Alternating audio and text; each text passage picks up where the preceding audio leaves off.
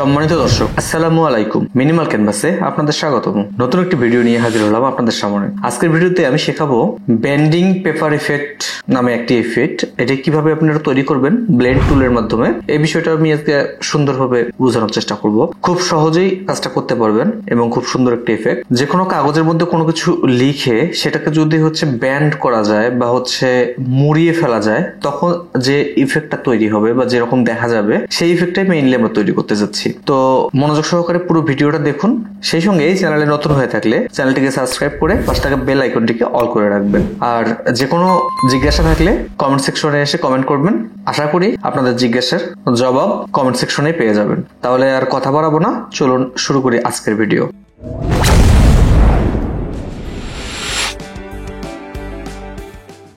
প্রথমেই ইলাস্ট্রেটর সফটওয়্যারে এসে একটি আর্টবোর্ড নেই। আমি এখানে 1080 পিক্সেলের একটি আর্টবোর্ড নিয়েছি। এই আর্টবোর্ডে আজকে আমি আমার ডিজাইনটি তৈরি করব। তাহলে রেক্ট্যাঙ্গল টুলটি সিলেক্ট করে আমি একটি রেক্ট্যাঙ্গল নিলাম। এটা মূলত আমার পেপার, তো এর স্টক কালারকে আমি নান করে দিয়ে ফিল কালারকে আমি একটি কালার দিয়ে নিচ্ছি। এই রেক্ট্যাঙ্গলের উপরে আমি একটি টেক্সট লিখে নিচ্ছি। টেক্সটটিকে বড় করে এই পেপারের উপর আমি বসিয়ে দিলাম। এরপর এর কালারকে আমি হোয়াইট করে দিলাম এবং ফন্টটিকে আমি চেঞ্জ করে বেবাস ফন্ট দিয়ে নিলাম।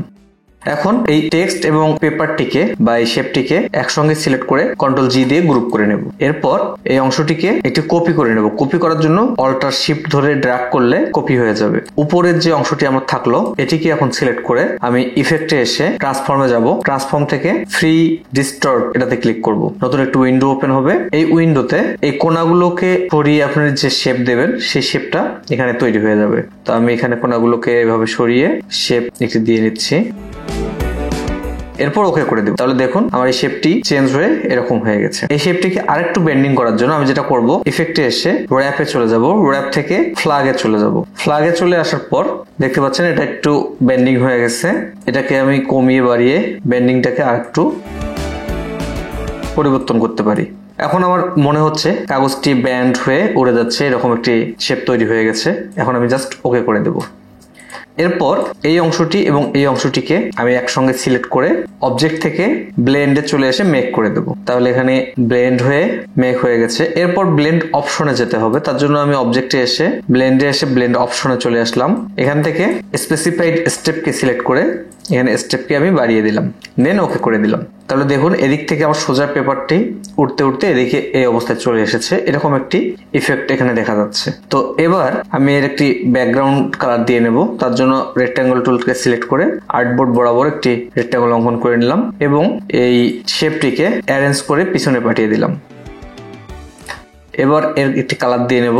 কালারটি আমি সরাসরি ব্ল্যাক কালার দিয়ে দিলাম। এরপর এই ইফেক্টটাকে আরেকটু স্মুথ এবং ন্যাচারাল লাগার জন্য আমি এখান থেকে একটি শেপ নিয়ে এর উপরে একটি শেপ দিয়ে নিলাম। এই শেপটিকে আমি গ্রেডিয়েন্ট কালার করে দেব। এরপর এই গ্রেডিয়েন্টকে এই সাইড এর যে কালারটি আছে, এই কালারটিকে আমি অপাসিটি 0 করে দেব। তাহলে দেখতে পাচ্ছেন এখানে একটি শ্যাডোর মতো ইফেক্ট তৈরি হয়েছে। এই ইফেক্টটাকে আমি এখন মাল্টিপ্লাই করে দেব। ট্রান্সপারেন্সিতে চলে এসে নর্মালটাকে মাল্টিপ্লাই করে দেব। এরপর এখান থেকে এটিকে আমি চেঞ্জ করে এরকম করে দিচ্ছি। সেম জিনিসটাকে আমি কপি করে নিচেরটার মধ্যেও বসিয়ে দিচ্ছি, আবার নিচেরটার মধ্যে আবার কপি করে বসিয়ে দিচ্ছি। দেখুন কত সুন্দরভাবে ইফেক্টটা তৈরি হয়ে গেছে। এই ছিল আজকের ভিডিও। আপনারা চাইলে টেক্সটকে পরিবর্তন করতে পারবেন। ভিডিওটি সম্পূর্ণ দেখার জন্য আপনাদের অসংখ্য ধন্যবাদ। চ্যানেলটিকে এখনো সাবস্ক্রাইব করে না থাকলে চ্যানেলটিকে সাবস্ক্রাইব করে দিন আর লাইক কমেন্ট শেয়ার করতে একদমই ভুলবেন না। তাহলে আজকে এ পর্যন্তই। আল্লাহ হাফেজ।